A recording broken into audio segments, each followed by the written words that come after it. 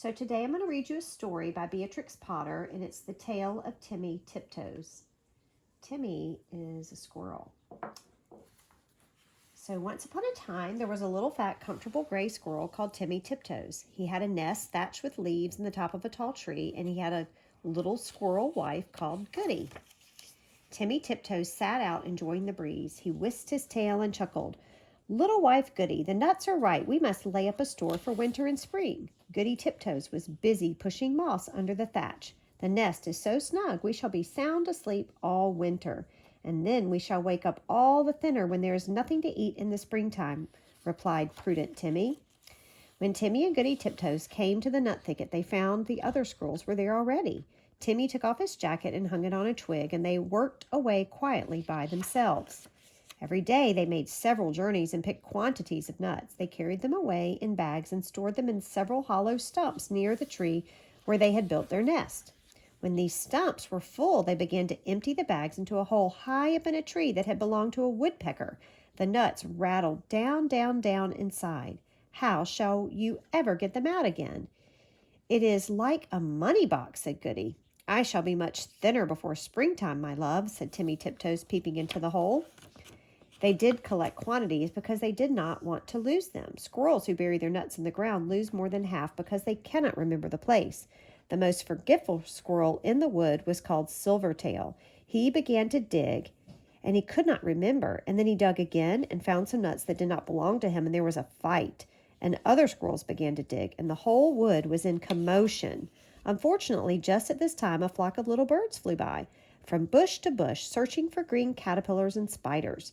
There were several sorts of little birds twittering different songs. The first one sang, "Who's been digging up my nuts? Who's been digging up my nuts?" And another sang, "Little bit of bread and no cheese. Little bit of bread and no cheese." The squirrels followed and listened. The first little bird flew into the bush where Timmy and Goody Tiptoes were quietly tying up their bags, and it sang, "Who's been digging up my nuts? Who's been digging up my nuts?" Timmy Tiptoes went on with his work without replying.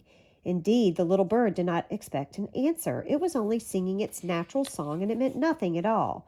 But when the other squirrels heard that song, they rushed upon Timmy Tiptoes and cuffed and scratched him and upset his bag of nuts. The innocent little bird, which had caused all the mischief, flew away in a fright. Timmy rolled over and over and then turned tail and fled towards his nest, followed by a crowd of squirrels shouting, "Who's been digging up my nuts?" They caught him and dragged him up to the very same tree where there was a little round hole, and they pushed him in. The hole was much too small for Timmy Tiptoes' figure. They squeezed him dreadfully. It was a wonder they did not break his ribs. "We will leave him here till he confesses," said Silvertail Squirrel, and he shouted into the hole, "Who's been digging up my nuts?" Timmy Tiptoes made no reply. He had tumbled down inside the tree upon half a peck of nuts belonging to himself, and he lay there stunned and still. Goody Tiptoes picked up the nut bags and went home. She made a cup of tea for Timmy, but he didn't come, and he didn't come. Goody Tiptoes passed a lonely and unhappy night. The next morning she ventured back to the nut bushes to look for him, but the other unkind squirrels drove her away. She wandered all over the woods calling, "Timmy Tiptoes, Timmy Tiptoes, oh, where is Timmy Tiptoes?" In the meantime, Timmy Tiptoes came to his senses. He found himself tucked up in a little moss bed, very much in the dark, feeling sore. It seemed to be underground. Timmy coughed and groaned because his ribs hurted him. There was a chirpy noise, and a small striped chipmunk appeared with a nightlight and hoped he felt better. It was most kind to Timmy Tiptoes. It lent him its nightcap, and the house was full of provisions. The chipmunk explained that it had rained nuts through the top of the tree. "Besides, I found a few buried." It laughed and chuckled when it heard Timmy's story. While Timmy was confined to bed, it noticed him to eat quantities. "But how shall I ever get out through that hole unless I thin myself? My wife will be anxious." "Just another nut or two nuts. Let me crack them for you," said the chipmunk. Timmy Tiptoes grew fatter and fatter. Now, Goody Tiptoes had set to work again by herself. She did not put any more nuts into the woodpecker's hole because she had always doubted how they could get out again.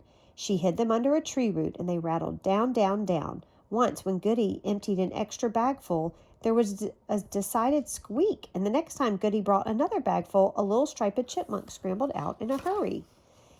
It is getting perfectly filled up downstairs. The sitting room is full, and they are rolling along the passage, and my husband, Chippy Hackey, has run away and left me. What is the explanation of these showers of nuts? I am sure I beg your pardon. I did not know that anybody lived here, said Mrs. Goody Tiptoes. But where is Chippy Hackey? My husband, Timmy Tiptoes, has run away too. I know where Chippy is. A little bird told me, said Mrs. Chippy Hackey. She led the way to the woodpecker's tree, and they listened in the hole. Down below there was a noise of nutcrackers and a fat squirrel voice and a thin squirrel voice, and they were singing together. You could squeeze in through that little round hole, said Goody Tiptoes. Yes, I could, said the chipmunk, but my husband, Chippy Hackey, bites. Down below there was a noise of cracking nuts and nibbling, and then the fat squirrel voice and the thin squirrel voice sang. Then Goody peeped in at the hole and called down, Timmy Tiptoes, oh fee Timmy Tiptoes. And Timmy replied, Is that you, Goody Tiptoes? Why, certainly. He came up and kissed Goody through the hole, but he was so fat that he could not get out.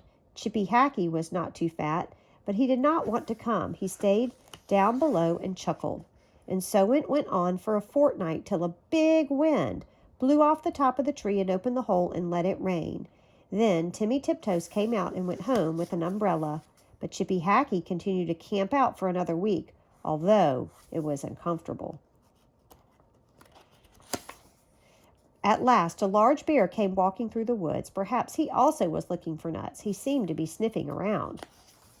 Chippy Hackey went home in a hurry.